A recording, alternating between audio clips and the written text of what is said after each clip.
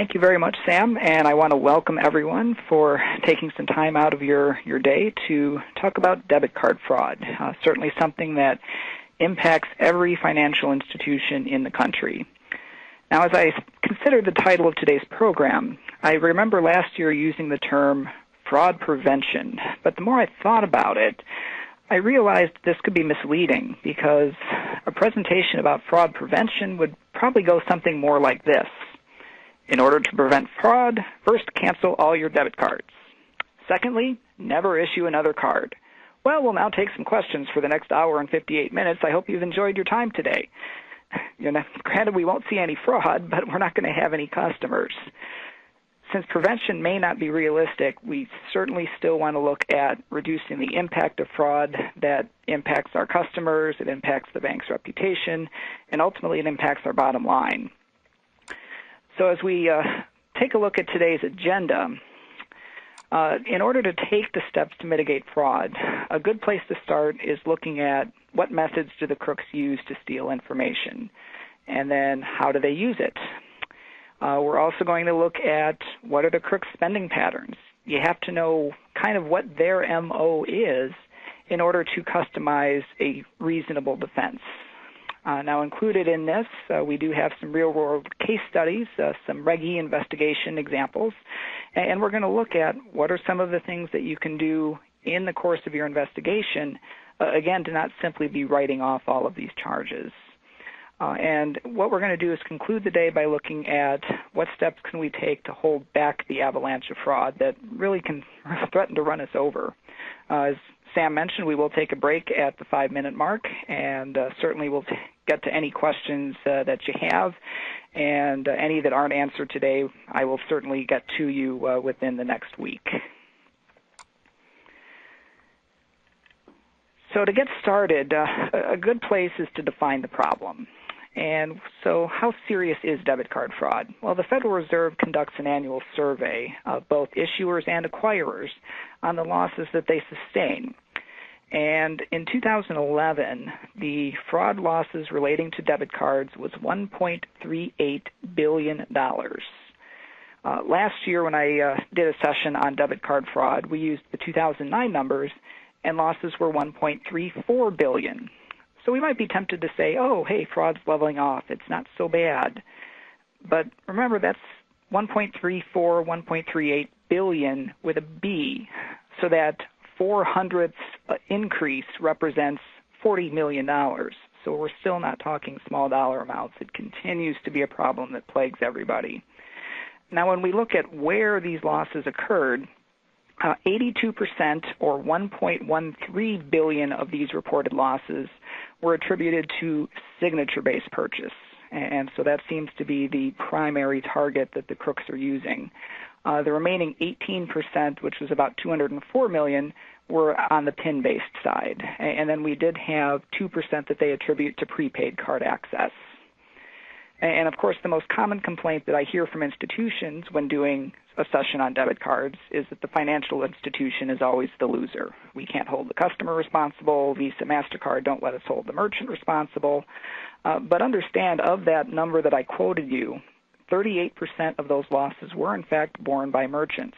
So, yes, the bulk of it is falling on our shoulders, but there are times when we can pass that liability off. And so we are going to look at some examples of how we can do that in today's session. Institutions, if it's PIN-based, on the other hand, they lose 96% of the time. And so certainly we have some pretty hefty exposure there.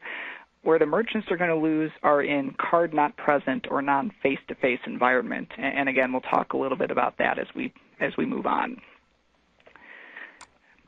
Now, before we look at the technological side of fraud, we still have to look at some of the older but still effective means of gaining card information.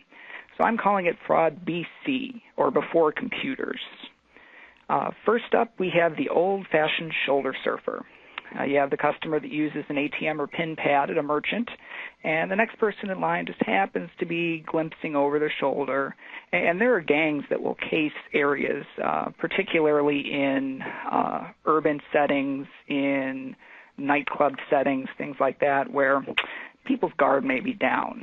And so I've got a little Microsoft clip art in your materials there that just kind of shows you the guy looking over the shoulder as the pin's being entered there. It may seem like a low-tech crime, but what they will do is they'll have one person do the shoulder surfing, look over the shoulder. Then you'll have, as the person goes away from the ATM, something walk up, do the bump, pick the pockets, and the customer goes on to enjoy their evening. And by the time they realize that their wallet's missing, several unauthorized transactions have taken place. And so these crooks will work in groups in order to effect their crime.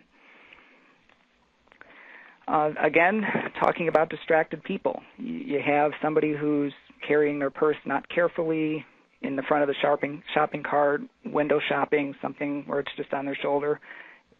The crooks are so good at what they do that they will actually reach in, grab the customer's wallet, maybe even swipe the card and put the wallet back before the customer realizes it's missing.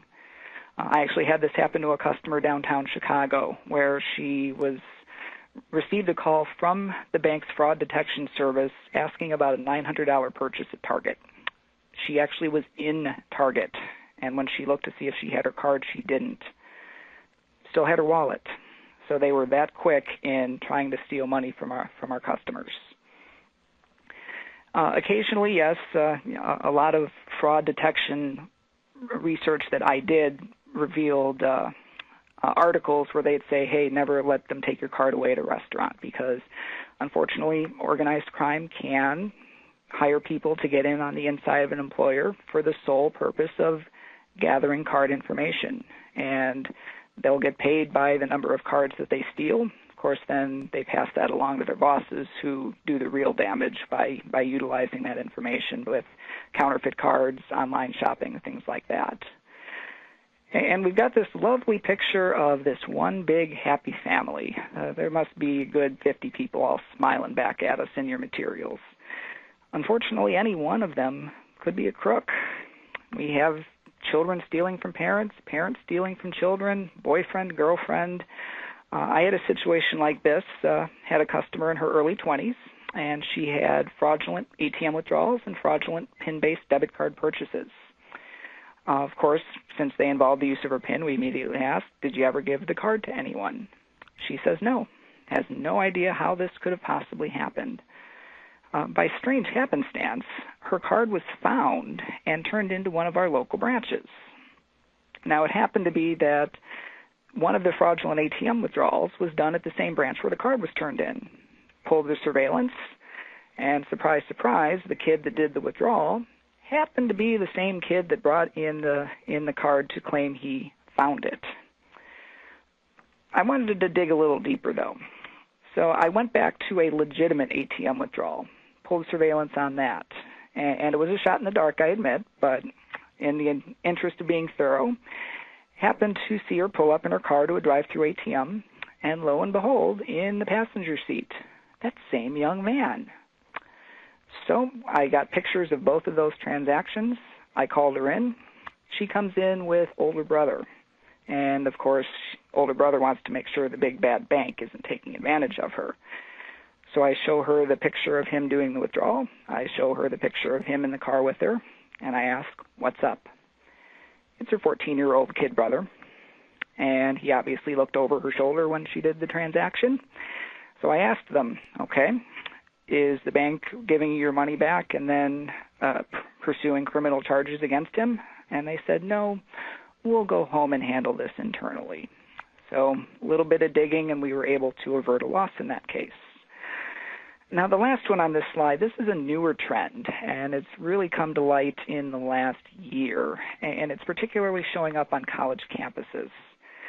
Our own customers are being persuaded by criminals to sell their debit cards. Hey, give me your card for $50 or $100. And the scam's taken on multiple forms. The student gets offered this money to part with their debit card and PIN. And then they're instructed by the folks that they give it to call the bank 2 days later to report it stolen.